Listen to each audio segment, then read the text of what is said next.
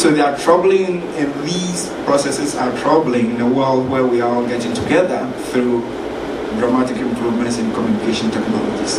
The world has become so small and so integrated that we don't find ways to understand each other, then we might not be creating harmonious societies. And my argument essentially is that this disdain and ignorance at times feeds into questions where some groups would have notions of entitlement, and of course they can use the power to define other groups as not belonging.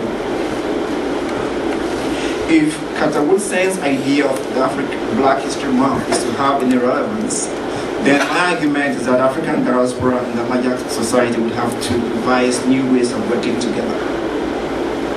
Because by and large, you have to move away from the differences that don't mean anything. But we are all aware of the differences of humankind. Some people have big eyes, some people have small eyes, some people have small noses, some people have all kinds of differences. Those differences, as we all know, do not count. But unfortunately, we tend to remain uninformed about the issues that count. So that by and large, an argument has been made that Canadians, in the face of stereotypes, do not really know each other as well as they think they do. And these practices continue on several years after multiculturalism as a national policy. This lack of knowledge can be seen in several areas. I'll make references to one. Some daycare workers do not know that the Mongolia blue spot, and the Mongolia blue spot is a light birthmark common to children of Asian and African descent. There have been cases where some well-meaning daycare workers had to call social services because they took them to their police. But then that raises questions about the kind of training they got in terms of understanding human differences. Now, the other point I want to make is this constant references, and there's a context to that. One of the questions African Canadians get very asked often is the perennial question of where you are coming from. And that's a very good question. There must be a context to that. The problem, though, is when people say, I'm Canadian, the question is always asked, are you sure you're Canadian? Where do you exactly come from? Now, the problem with those kind of persistent asking of questions, even though you receive an answer, is that it creates a perpetual outsider status. So that if you are cast perpetually as an outsider, you are not seen as belonging, and I think we have to find ways of moving beyond that. And you can see how that feeds into some media or some national or even some citywide discussions.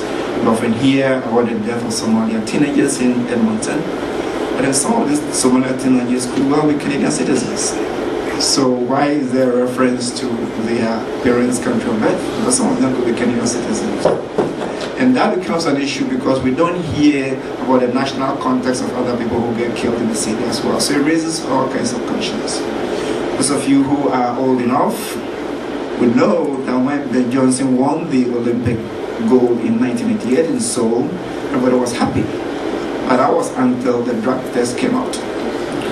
Immediately the test came out, he became what? The Jamaican Canadian, and he eventually became the Jamaican. He became the cheating outsider, non-immigrant. So in other words, when Johnson was a Canadian, when his fame as an Olympic champion made him worth embracing, and became an immigrant and an outsider when he tested positive. So when you look at some of these examples, you feed into some of the problems of inter-community interactions. The second point I want to make quickly is that we continue to hear stories about the performance of African Canadians in the labor market. And for me, the issue is not so much the fact that some African Canadians do come to Canada with foreign credentials. That's true. But the problems even continue even when some of those credentials are obtained right here from Canadian institutions. So that raises the question, what exactly might be going on? And there are several issues that I need to identify. One could be the issue of politics of knowledge. Whose knowledge is seen as important, so that where you obtain your knowledge from has a certain way of valuing that knowledge. Whose ideas are legitimate. It also raises questions about the gatekeeping activities of professional bodies, how government policy structures who gets into Canada, and what they can be allowed to do. Claims of belongs and who does not, and the role of the media and other critical social institutions, and of course the nature of the educational system. When you take all of these things together, they don't provide us a very insightful way of understanding how communities can and do live together. Whilst all of these problems are going on, all of these issues are going on, there is no evidence at all that the professional African Canadians are any worse off than their Polish, they are any worse off compared to their native-born Canadians. There's no evidence. So they could be as good as any other Canadian. But you wouldn't know that, given the fact that a lot of them don't have jobs.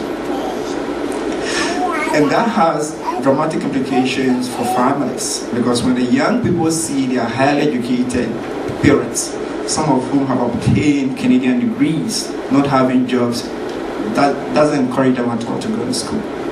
So right away they are tuned out from school, and I'm not saying that is the only result, but that's one of the fallouts. The other fallout, of course, remains the school system itself.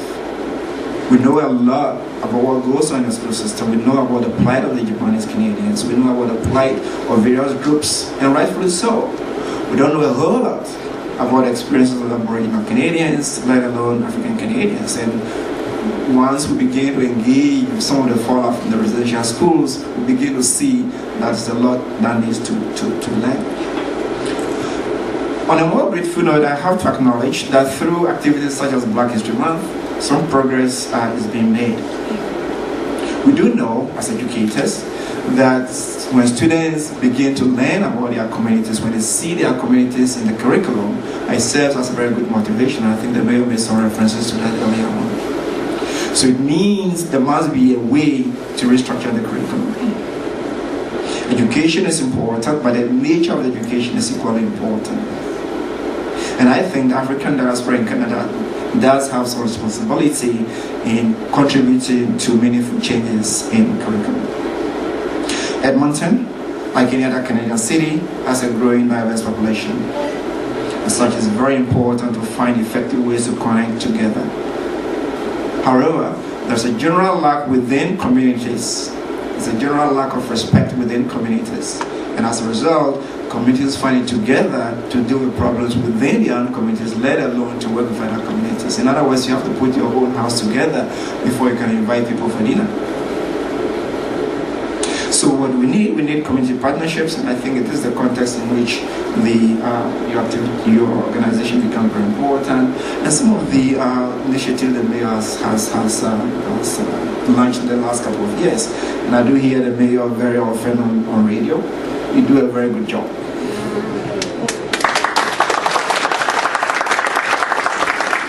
So we need community partnerships to create the most inclusive coalitions possible, especially alliances with institutions that could best serve the needs of children and families. We need to start working side by side in pursuit of common goals, because when we begin to work side by side, it helps to shatter stereotypes and help people understand that their similarities are greater than their differences. So what is Black History Month about?